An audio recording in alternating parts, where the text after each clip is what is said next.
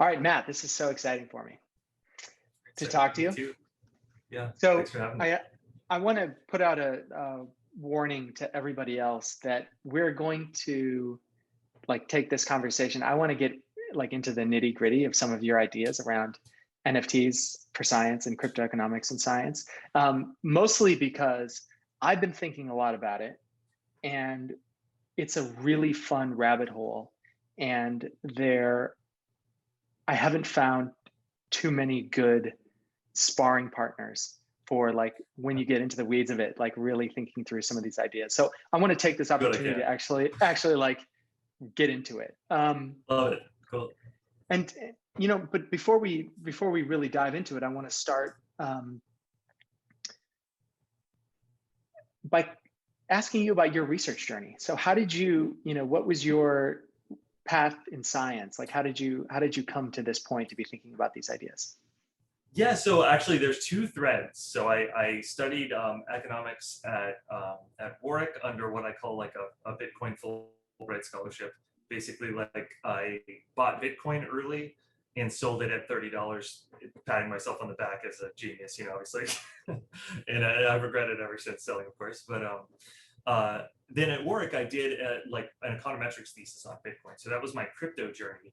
And I was interested in it, but it didn't. But it was not for me exactly. I was never especially that interested in finance, and that wasn't my path in terms of economics. That's not where I went. I became a behavioral economist. I got interested in organizations, specifically trust and the division of labor was a big part of my thesis.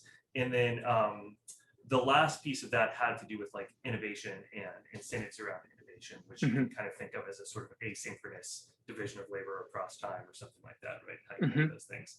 And that combined with my sort of general interest in crypto that I kind of keep up with once CryptoKitties hit, that's what brought me to this intersection of science and NFTs in particular. Was just sort of this idea of okay, well, the history of innovation in science has sometimes people had to be pretty creative to fund some weird sounding ideas. Galileo, of course, named stars after the Medicis, who were his patrons, because nobody could understand why wouldn't you just figure out how far a cannonball is going to shoot? Why are you trying to trace paths of planets or whatever it is, right? So sometimes you have to be a little creative with the funding. And so NFTs felt like a step in that direction at first, and then taking it from there since. But yeah, that was kind of my journey. That's awesome. I have so many questions, but it's interesting because it's once you start pulling that thread, it kind of goes pretty deep, and you really do start connecting with some of these bigger ideas of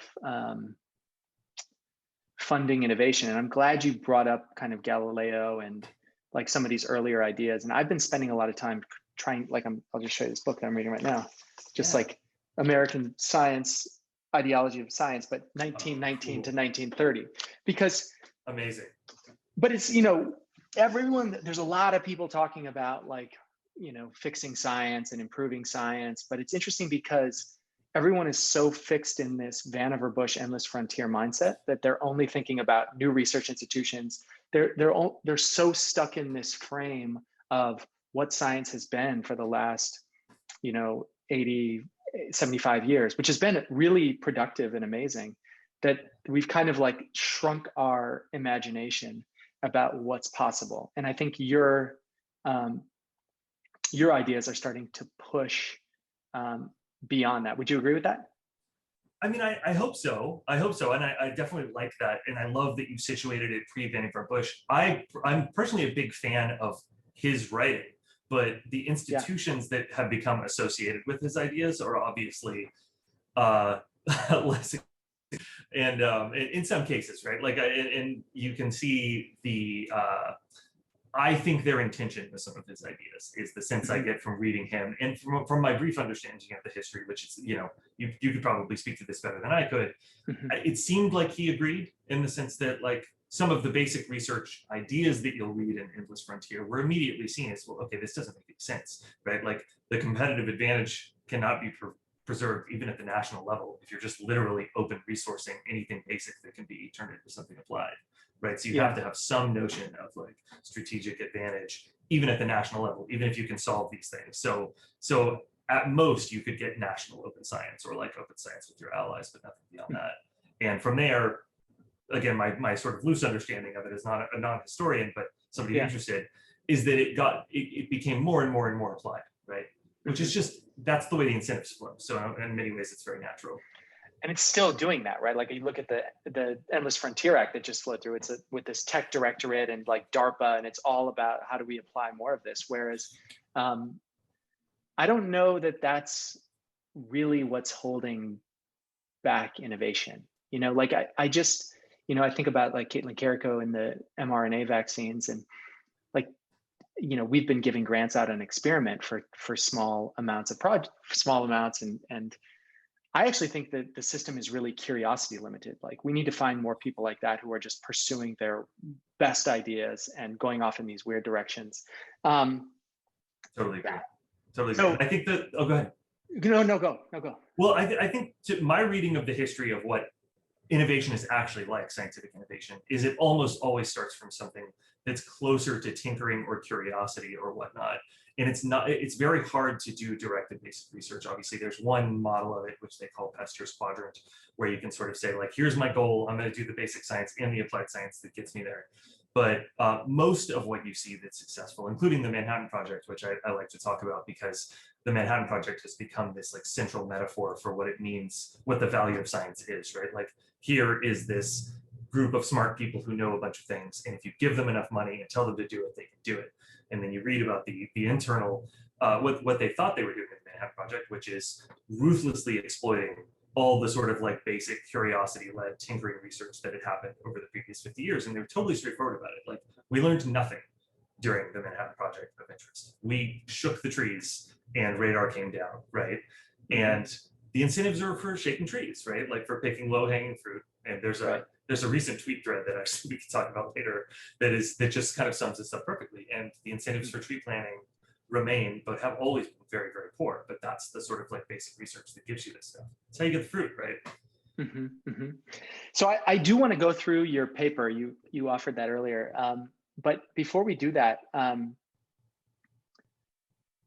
I want to say that I see your vision. I'm reading through your paper and I've kind of come to some of these conclusions myself. And so I can see this big optimistic vision that I think you're seeing. And I also have a really hard time explaining it in less than 3,000 or 4,000 word essays. What's your like 2-sentence or short elevator pitch now for this kind of world that you want to see?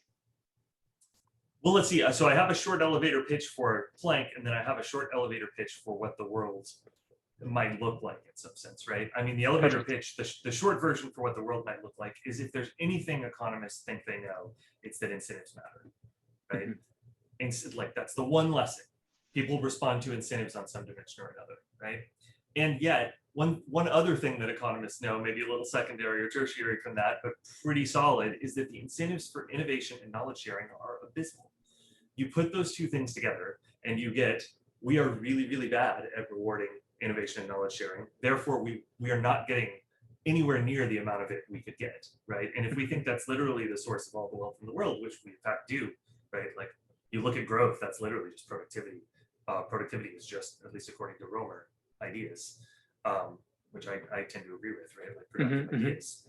Okay, we're just bad at doing that. The incentives are bad, therefore we probably don't have much of it. Therefore, we're probably very, very, very far from the optimum. And maybe we can get, or get in that direction. That wasn't 2 or 3 sentences, but it was shorter than 4,000 words.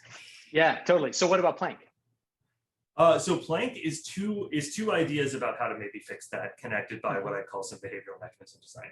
One of them is NFTs can be this interesting source of connection to the future and future value, right? Like NFTs can give you a memorabilia value, a collectible value, the way that a page of Darwin goes for $100,000. And people who are speculating on that can, in some cool way, reward the early contribution, right? And also see an appreciation in that value, even if it's personal value to them, as the research gets replicated. And we did that a little bit. We sold one science NFT, and we're using that money to fund the replication, which is sort of a nice way to do that. And then the second piece of Planck is this way of encouraging and enhancing a division of labor in science, which is more about taking the value that gets created through the NFTs and the prizes, and making sure it flows back to the things that gave rise to the system working, right? So the market's always, I mean, we like the Manhattan Project because we like fruit, right? And so we're always in some sense going to value the fruit part, but it's helpful to have these norms around the fruit sales, shall we say, flowing back into the tree planting. And so both of those things together feel like ways of sort of hacking at this problem. Yeah, totally. I don't know if you saw this. Do you get the Nature news every day, the briefings? I do. Did you see what today's headline was? Yeah, there was. NFTs. I didn't get to read it yet, but it was on NFT sales, right? Okay, so I'm going to give you the update. Okay, so the headline is NFTs for science, and I'm thinking, great. I've been like digging through your papers and watching all your videos, so this is like prime time, top of mind. And then I go to Nature News, and they have this NFTs for science headline, and the discussion is about the 2 Berkeley papers that were put up for auction. And someone bid, I don't know how much it was, $50,000 or something like that for these NFTs. And then it had a few kind of comments from people complaining about the energy usage of NFTs. And I thought, wow, so like this is a really interesting reminder for me that you and I can have this conversation about this big vision about what this could mean, but the reality check was this is where the popular discussion is, where there's this kind of predictable money grab from the universities. Like I actually I'll expect journals to put up NFTs of papers that they own. This will happen just as like a money grab in the next 6 months. Sure. I guess. I would have to think so. Yeah. And then on the other side, this discussion about energy usage, which is a fair complaint. I just think it misses the point, and it misses the opportunity that we have to redefine value and how we exchange it. And it feels like a generational opportunity. And I would hate to get stuck in between those two things. So what do you make of that kind of the state of the world? Like that's where the popular discussion is versus, some of these big and really exciting possibilities that you're writing about and these conversations that we're having. How do you reconcile that?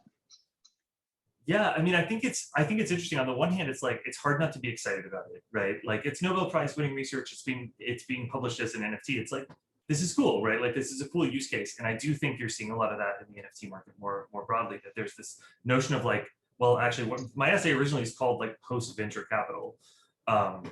If we talk about it later, which was just this sense that NFTs will enable this kind of interesting rewarding of something post-venture that already happened, and then you get the NFT, which is like proof you rewarded it, right?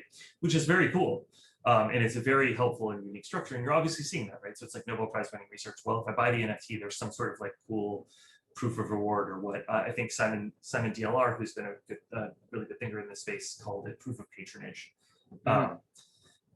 And so I think that's great, and I think it's super useful. But at the same time, there is, as I think we agree, like there is a lot of potential and a lot of ways this can be done well and more authentically in a way that's sort of sustainable and less like, okay, well, this is a cash grab, right?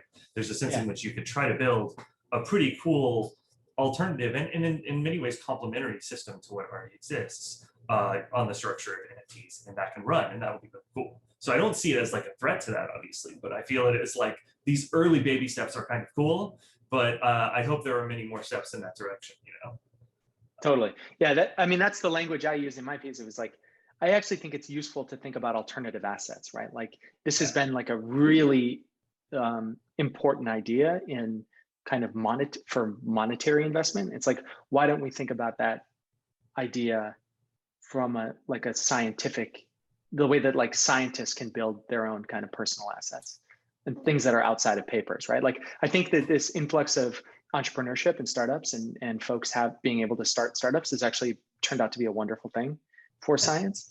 And same with science communication. Like I think, kicking open the door to people to be able to write about science or to make YouTube videos, I think has also added robustness to the scientific project. So totally agree. And I should say, I mean, I think it's amazing. Like I really appreciate you as somebody who's doing cool things and is like trying to get into the deep aspects of what is interesting about NFTs and what can you do with them, rather than just like, I'm going to make my first tweet or whatever. And obviously, I think that's amazing. And so Well, that's probably, oh, go ahead. no, I was just gonna say, I think it's really rich. I think like there's the surface stuff that you like nature kind of the way to report on this is, you know, these folks made a lot of money or this is using a lot of energy usage. But Yeah. when you really start peeling the onion, you realize that there's the potential for this to actually be a true alternative asset for scientists. And a way to pursue ideas in a really different way. And finally, a way to properly incentivize open science, which has been a hope and a dream for the past 20 years, you know, since the digital age. But we just haven't shaken these kind of these shackles of the old system. And here's the opportunity. But the question I have, and this kind of is something I've learned viscerally on Experiment, because Experiment in a way is like kind of a prototype or of these alternate ways of doing things. No question. The citizen science, I mean, yeah. Well, in fact, to be honest, one of the first things I thought about when I was like, okay, what would you do? Was like a crowdfunded experiment platform. Oh, that exists and it's great.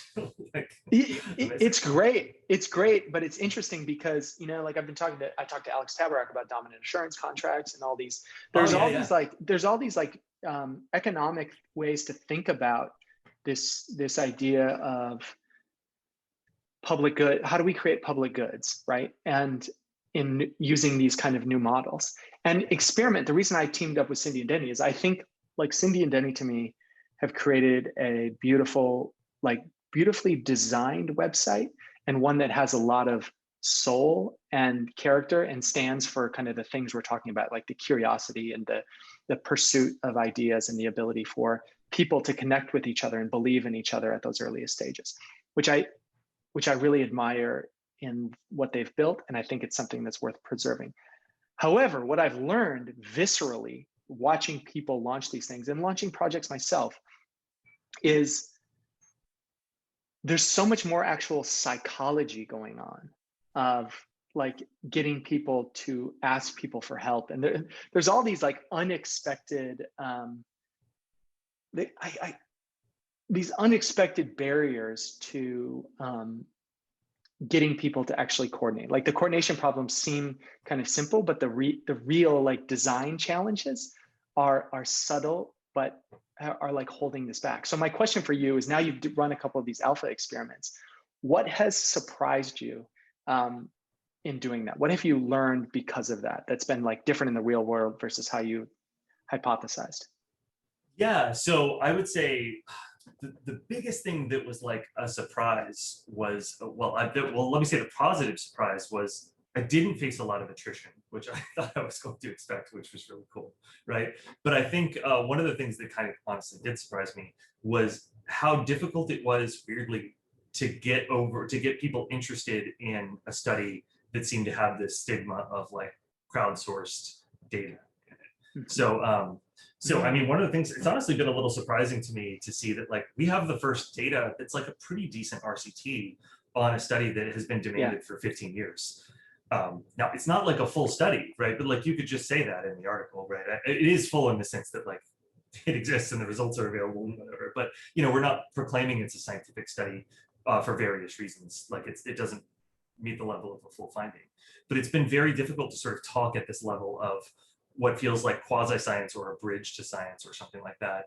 And I think that's been something that's been really surprising. And then within the experiment itself, I think talking to the people afterward and recognizing how few of them had understood the purpose of the study, which actually was to my advantage, weirdly, in our particular design, but could be a huge nightmare for other designs.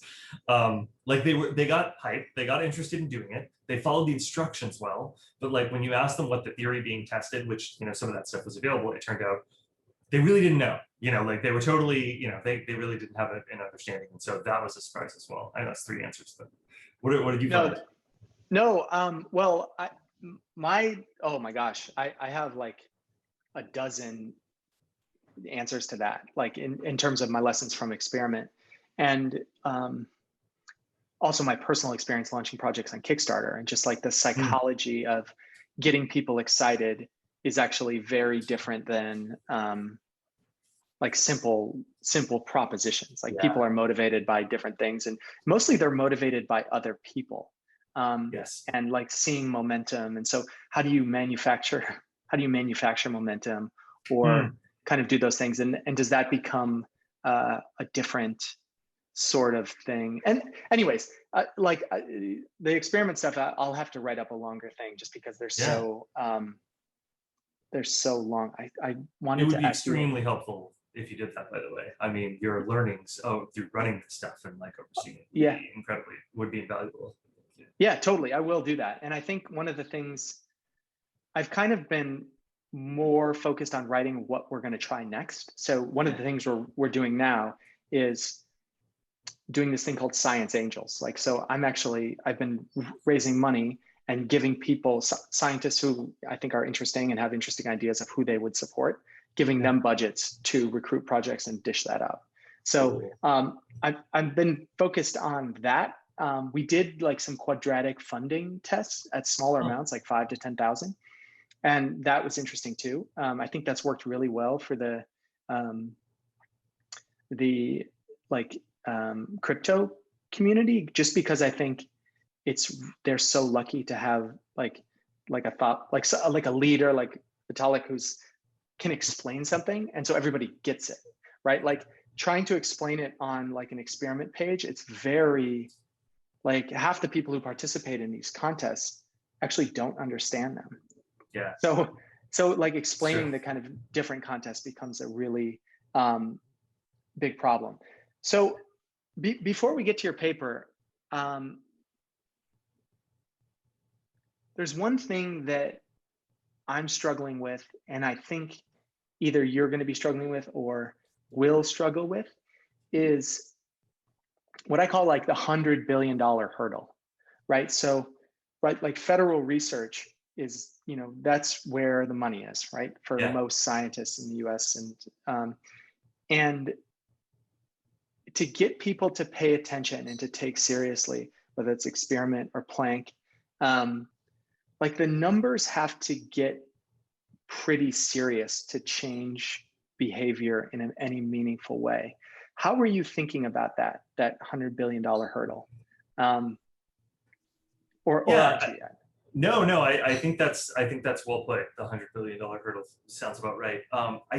One thing that's a little bit advantageous, I think, is pitching this and thinking about this, especially in terms of the scientists who are currently underserved, right?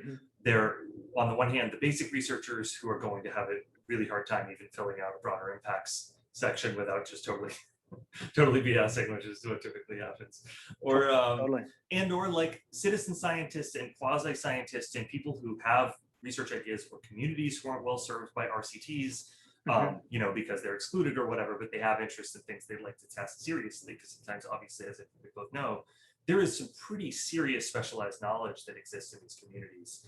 And there is the capability of at least allying with people who write these tests. So focusing on that, right, there's a complementariness there, or complementary for to the $100 billion like entrenched things, which part of the problem is they're off funding other stuff. They're off funding tree shaking, right? Because that's the thing you can explain most easily.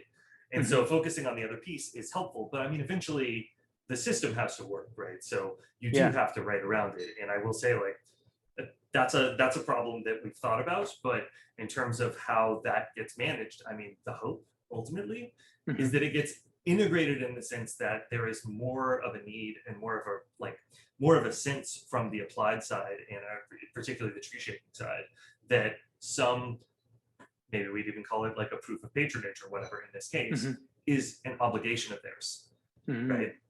That, look, you have these citations that say you're drawing on this stuff. Well, it's nice to direct a little bit of attention, but here you have captured an enormous amount of funding. It might be interesting if there was a norm around, well, look, if you just have if you have an NFT display and you have the authentic NFT, that proves to me some exchange happened, which, we tend to think that market exchanges are mutually beneficial, right? So if you were able to purchase that NFT, that means that's proof of reward, right? Whatever it is.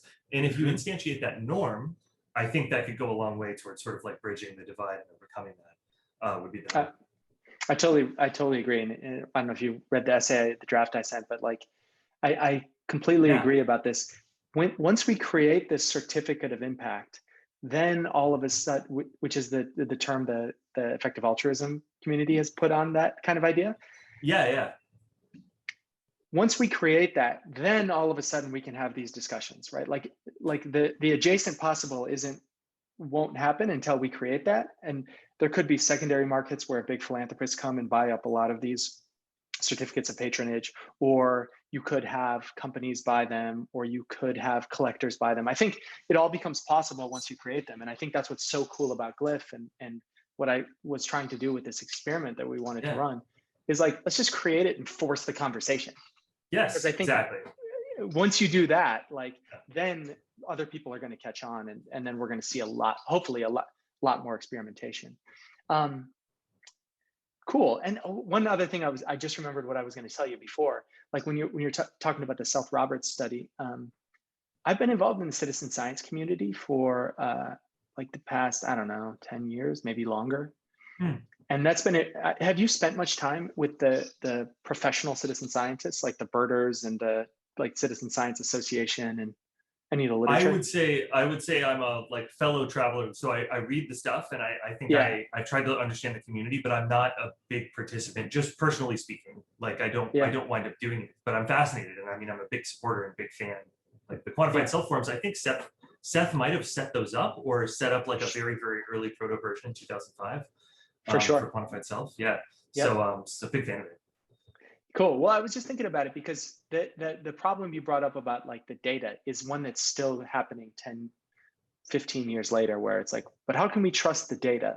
And there's a mountain of literature now that says the data collected by citizen scientists is as good, sometimes better than data collected by professional scientists. So like, I don't know how much more literature we're going to need that kind of proves that this is a valid way of asking questions and pursuing knowledge, but that data exists. So anyways, that's one That's cool. kind of thing I wanted to add. Let's jump into your paper. Let's talk about it. Sure. Yeah, You want to sounds pull it good. up? Yeah. So just to preface this a little bit, I have not revisited this paper in a while, so it's so this might be just a sort of like tour through embarrassment here, but this is Nope. my Well, 2008. walk me through your life when you sat down to write this. Like, where were you? What were you thinking about? What were you hoping for? Yeah. Okay. Cool. So let me see. Hold on a second here. So at this time, I had finished up a paper on like incentives and like innovation and division of labor across time, and my Yep. mind had been blown some months earlier by CryptoKitties, and I had finished the Planck white paper, which has never been published but exists as a hash on my Twitter. Uh, and it was just like, what would be an interesting way of like trying to make this accessible and discuss it. And so So you had these ideas, like it was fully formed, like the Planck white paper. You saw CryptoKitties, and all of a sudden your brain was on fire. In 2 weeks, you wrote this That's paper. right. Yeah, that's right. Okay, and I guess I should say the Planck white paper, it's a weird thing. I mean, maybe it's a weird side, but part of the problem when you try to solve problems around attribution is you have this issue where like, well, okay, you need to make sure you attribute the things you used, right? And so one of the tricks was to try and like literally write everything I could about Planck before I talked to anybody in the crypto space, and have that for myself so I could kind of check myself and stay honest. As I like had other conversations and whatever. So that's kind of what the white paper is. Things have changed, but now I have a way of saying like, okay, this changed because of this, this, and this, Totally. which helps me. So yeah, this was just like, okay, now I gotta write this up. This becomes the essay. And I was fortunate that this was well received, and I had some, I guess you can actually see some names here. We got some people who were very nice promoting this stuff. Julian is at the lock, and yeah, and now it got canonized by A16Z in the NFT canon, which was nice to see. So it's awesome. Yeah. Well, thank you. So yeah, anyway, I'm seeing this for the first time in a while, but if anything pops up or it's worth talking about, at the time, I wanted to explain the problem and what we talked about earlier on, which is this sense that in economics, little understood, I think, by the mainstream, that like all growth is, as far as anybody can tell, is productivity, and all productivity, as far as anybody can tell, is new recipes. New recipes are just new ideas for doing things, right? And so when we see big graphs about the Industrial Revolution that show us these like enormous explosions in growth, we think, I mean, what must have happened there is some breakthrough in innovation, some breakthrough in productivity, which enabled this. So what happened, right? And one answer is that this is the last time humanity solved a core innovation problem. One of the stories from an economic historian named Deirdre McCloskey, she describes it as when poor people were allowed to innovate effectively. John Harrison with the marine chronometer, and John Dalton and Coco Chanel, and so on, right? So that was one of the explosions, is you just allowed people in who could even access it at all. And so then, let's see. Then we talk about kind of what we touched on earlier. How miserable are the incentives today, right? So summers, planting crops is worth nothing, only harvesting matters, is a play on this thing you'll hear in venture capital sometimes, which is that ideas are worth nothing, only execution matters, right? It's like, it is an accurate statement about the world that only execution matters, but it is a statement of the problem in a lot of ways, right? Right. Not this, because a world in which only execution matters, it's like a world in saying only harvesting matters. And so I do think it's a good joke, by the way, that only ideas are worth nothing, because ideas are worth nothing as an idea. So it's sort of a fun little like self-contradictory sort of koan thing, and I think many of them recognize that. So can you talk a little bit more about the Elinor Ostrom's ideas and what their thoughts were around why this isn't working? Yeah, so Elinor Ostrom was a brilliant Nobel Prize-winning economist who focused a lot on public goods, but in particularly the way in which public goods could be solved naturally by communities. Because the tradition in economics was a public good was something you needed the state for or whatever. And then of course there's a whole literature about how the state could possibly do that. But Ostrom's solution was to go around and study communities who were managing these public good problems. Like, how do you manage a fishery, right? If you can't just kick people out, if you can't build a big fence and so on, how do you manage an irrigation system?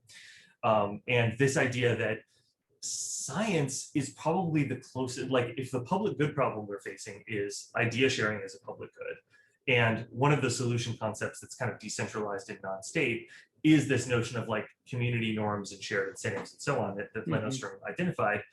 Science is probably the best example that we have for what a decentralized protocol to reward idea sharing is.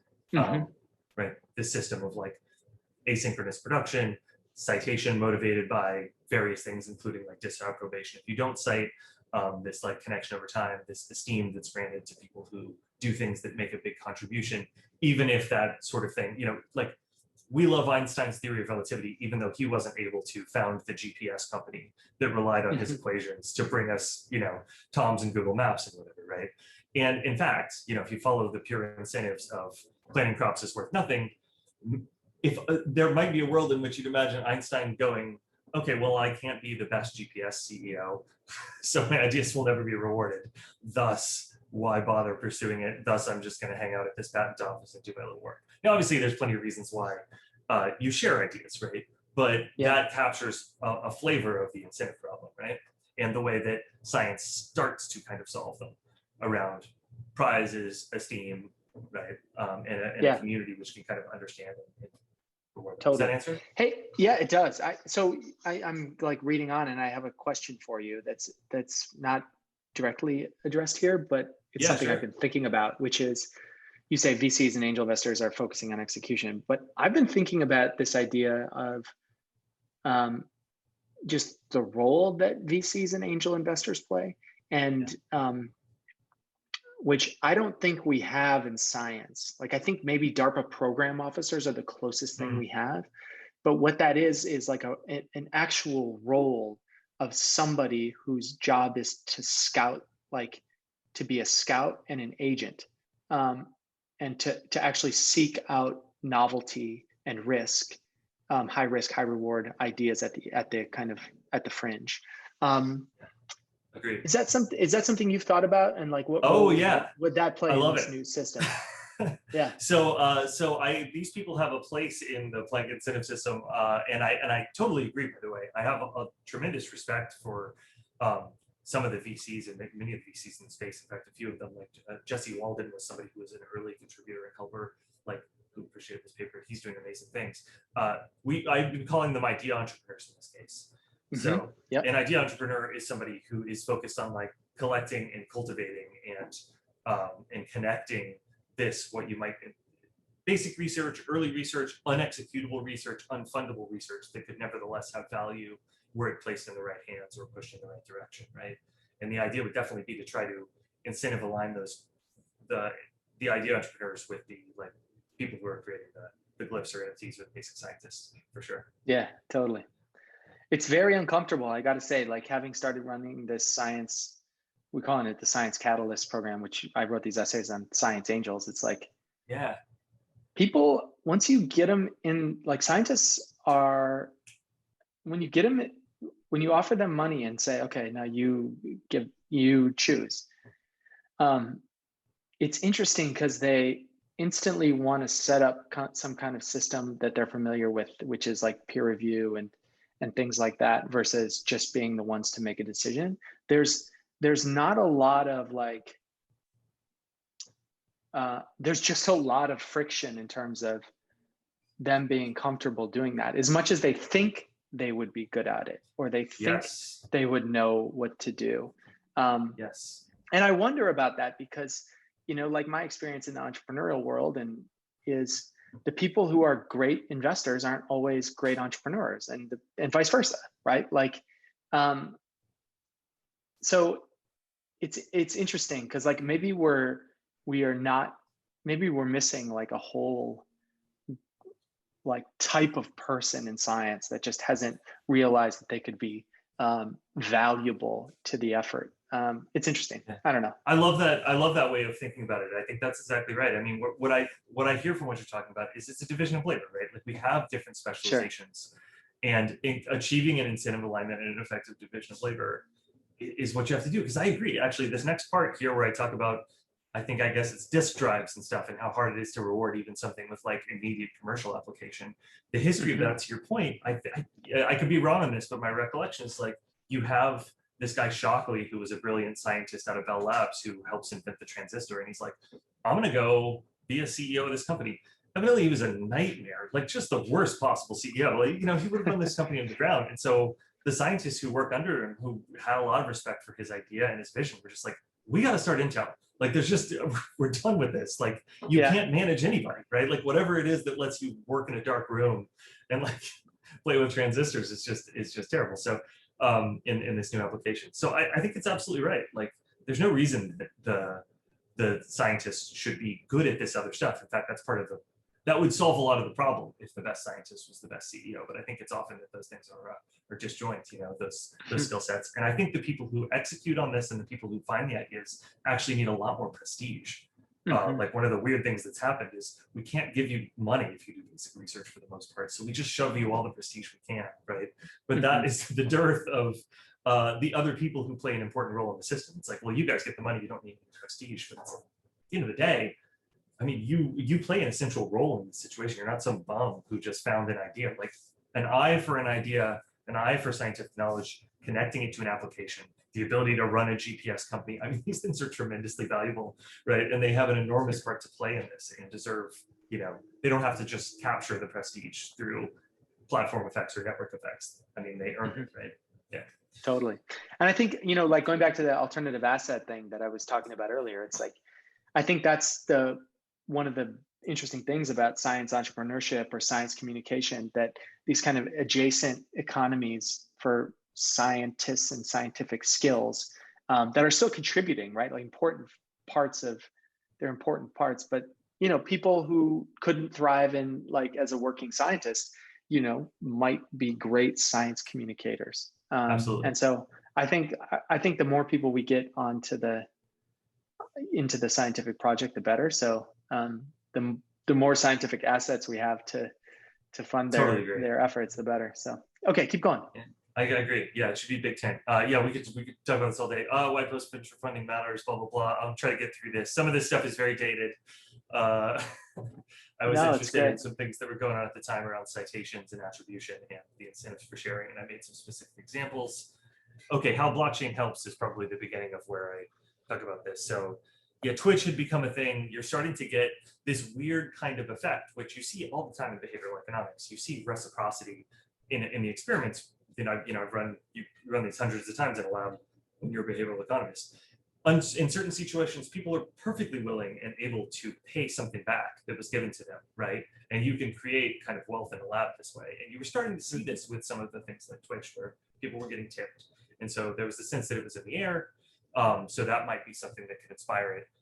But in particular, let's see, non-fungible tokens. Here I spelled it out back in the day before we have the word NFT, called glyphs. And then we had this thing around prizes, which that gets interpreted pretty loosely, but that's a part of what Planck is. And this idea of prizes as exchanges, right? Such that you give somebody a prize NFT and you take the NFT of the original content, and those things become sort of exchanged. That's actually something we're doing next week. Rolling it out, by the way. Yeah, this is the first time I'm mentioning it, but since this essay. Really. Awesome. Cool. Well, I can't wait to play with it. I'm super excited about it. Cool. So a question I have is, because like in my thinking and you've seen that essay, it's like I arrived at a slightly different place than you did. Which is amazing.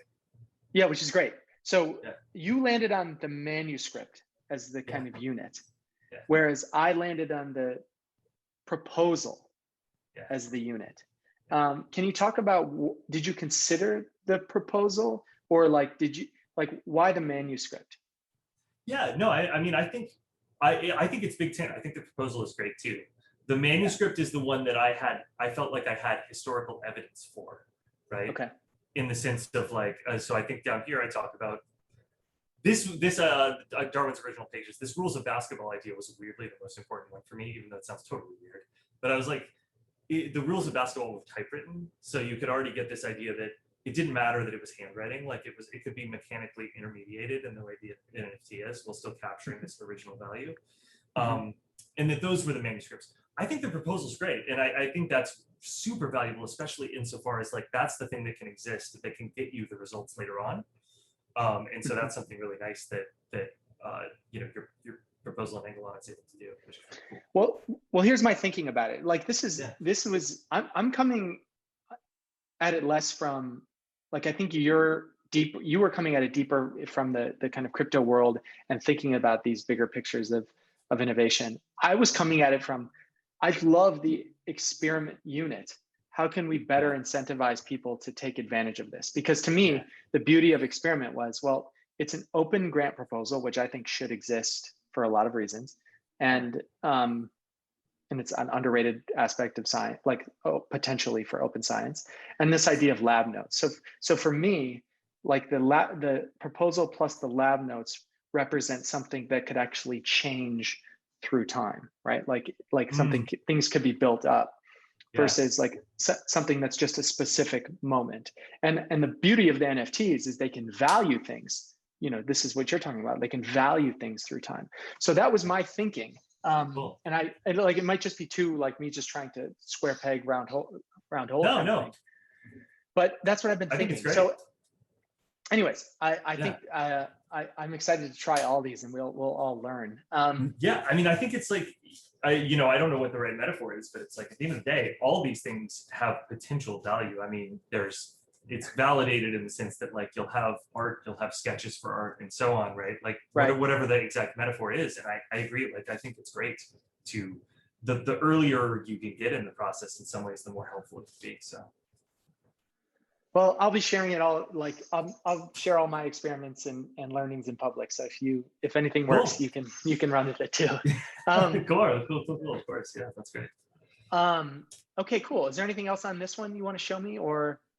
Let's see. Some math to prove we can do math. No, I don't think so.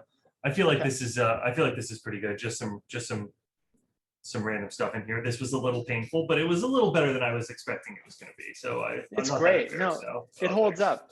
It holds up. I mean, it like I said, I wrote that essay that I sent you the draft, and like I read this and I was like, I had to stop my work because I was like so shaken up because you'd done such good thinking that I have to go back and kind of reconfigure my like ideas like based on what you've laid out, because I think it's really smart. Thank you. No, that's an honor. Yeah, it's And I awesome. mean, the nice thing, as I think you can like sense in this, is like there is such an insane amount of opportunity and blue sky. Like if you can change these things 1%, you have done an enormous amount, right? And there's so many problems to be solved. It's like it feels so complementary anybody else's approach in space. Like Yeah, it's totally. amazing. I So I'm think so it's excited to like, hear that.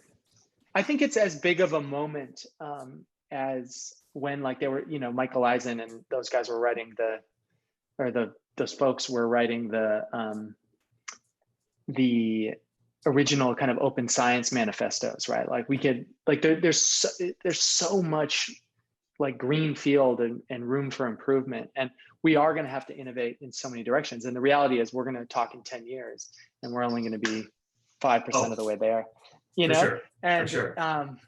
and we'll, you know, we'll all have the scars to prove Well, it. hopefully We'll be sooner on than that our, too. But yeah. I know, but that's how these things tend to work.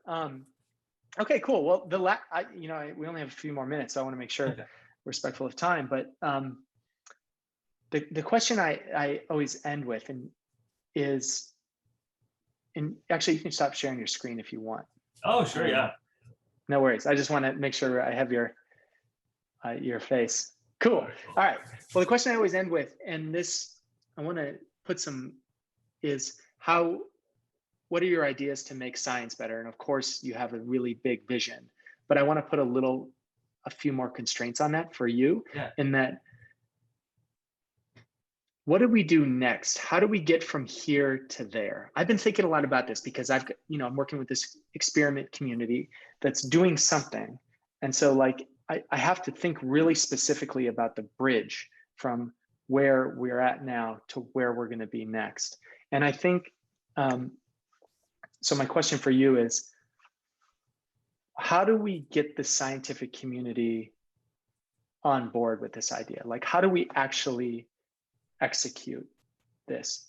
I don't have a good answer, and I'd love to hear what you think about that. Yeah. I mean, that is in a lot of ways the big question. I think it's answered in the sense that there's definitely been a lot of friendliness from some scientists I respect toward these approaches.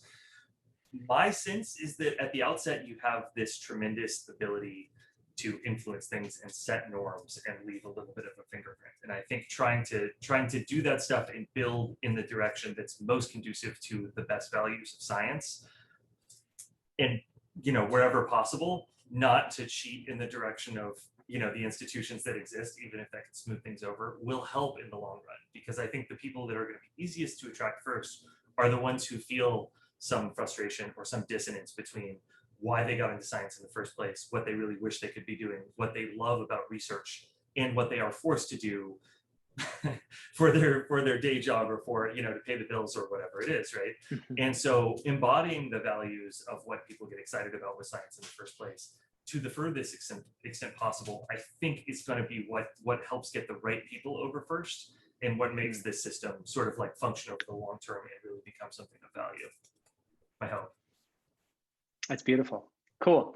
Well, Matt, I'm following along. I appreciate all the work you're doing. I appreciate that you're documenting it and helping us all think through what the future could be.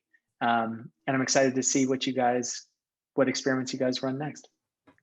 Thanks. And you too. Thanks for having me. This is great.